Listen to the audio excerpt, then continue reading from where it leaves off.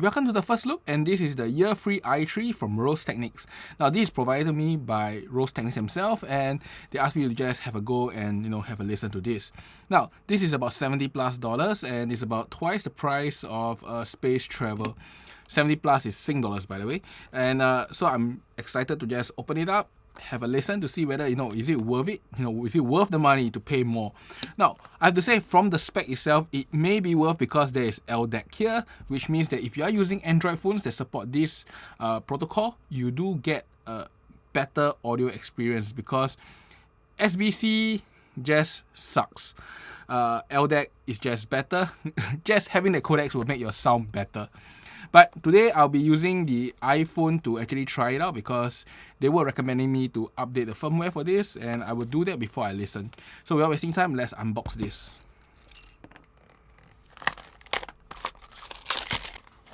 This is a very bad.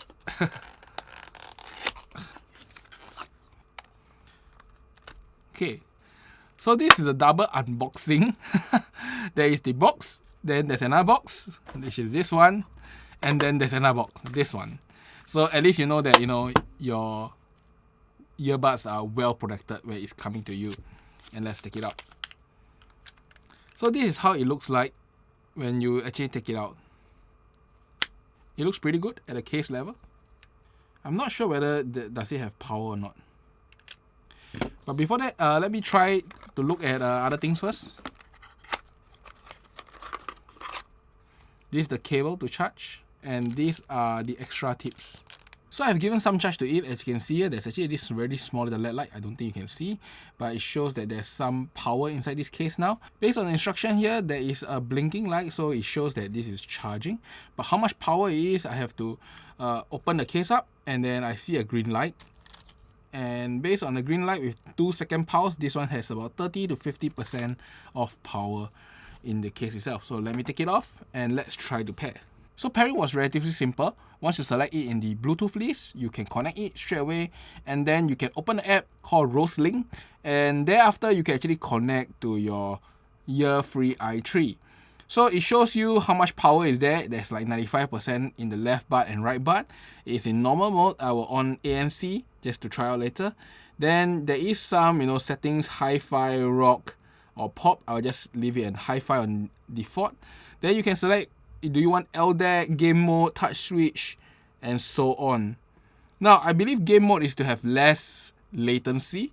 I will probably not try it in this video, because mainly I'm just looking at sound quality today.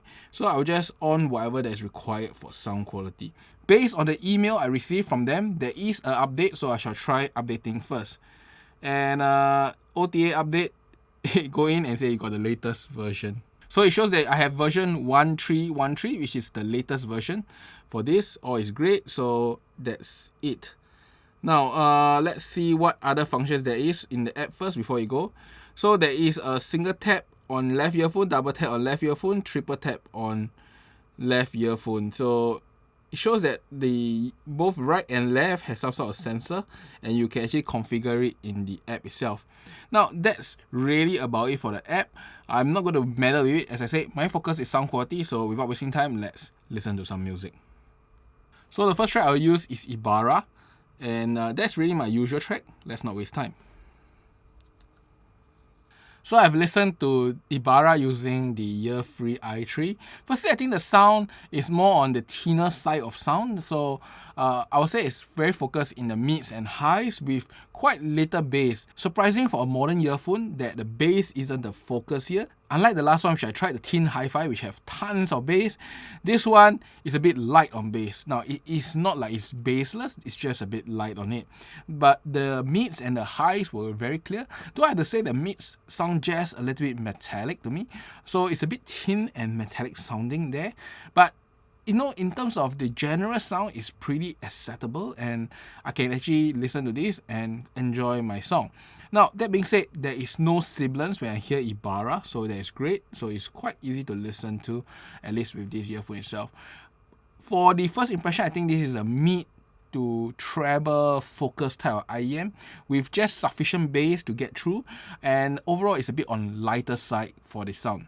So let's hear the second song. Now this one, because of the characteristics, I will go for something more bassy so that it gets a bit balanced hopefully. So I hear Yusha.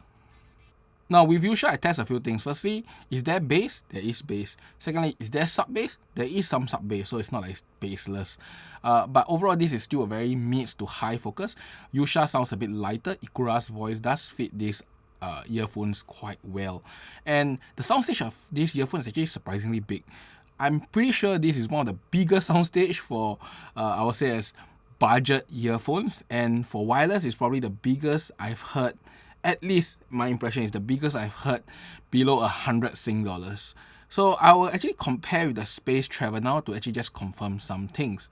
So without wasting time, let's compare the Space Travel here. I'll pull it out. So just now my Moondrop was out of power, so I have to like charge it. So while charging, I went to see whether I could rectify the bass. And I found out that the reason why the bass was not that great was because of the ear tips. The default ear tips, these ones, were too shallow for me. Now, I have no problem with the Moondrop ones. They actually fit into my ear and seal it really well. But I think that the shape plus the shallowness of the tips made the whole sound a little bit thin sounding, as I said just now. And when I changed the tips to this one, at first I changed to the Dunu, but the Dunu could not fit back in the case, which defeats the purpose. So I fit this with the Tanjim tips, and now these guys here have good amount of bass, and they sound very clear still. In fact, when I read here, I know Akuruhi just now, I will have to say the truth that this is now on par with like IEMs of the $100 range. And I'm very excited to see how it compares with the Moondrop. So for the first track, I compared using Yusha, and I will just say that the Earfree-i3 just blows the Moondrop out of the water. Literally blows it out of the water. It's just overall better. The quantity of the bass is very similar, but the quality of the bass is so much better on the Earfree. The clarity is better. The mids have now the body, the sound, and the treble is also better. It just has more treble. So you'll be thinking that, hey, I'm using some $10 tips on my Earfree. How is it comparable with something of a Moondrop and then with a default tips? So I went to go change the tips on the Moondrop and it sounds worse. So for the Moondrop, it's not a case of sealing, not a case of tips. It just isn't as resolving. The Earfree is just so much better in sound quality, from the bass to the treble and soundstage. And I don't really think there's any more need to compare anymore, because the quality difference is so great that I find that there's really no reason to do a second song. So in summary, with the default tips, it is just a little bit too thin sounding for me. It still is okay, but it doesn't reach the full potential.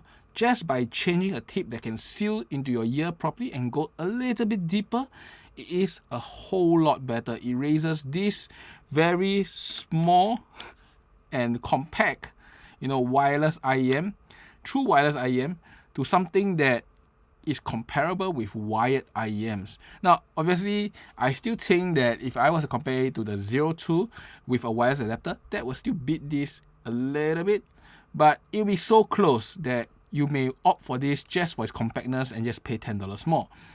All you need to do is buy some better tips. Now, as I said, the Duno tips doesn't fit. So the Duno tips actually seal really well, and in fact, that was the reason I started off changing and playing for the tips. But this guy fits absolutely fine. This is the Tanjin TABP tips, and this is the base versions, and you can even close the case with it. So what you have now is an awesome sounding wireless IEM that costs with the tips 80 Sing dollars, 85 Sing dollars, and it sounds really good. Sounds better than anything, better than Sony. I'm bad with you. It sounds better than Sony. So something to consider, and that's about it for today. I'm just excited to share with you some little exploration I did with this, and I'll see you guys next time. Bye bye.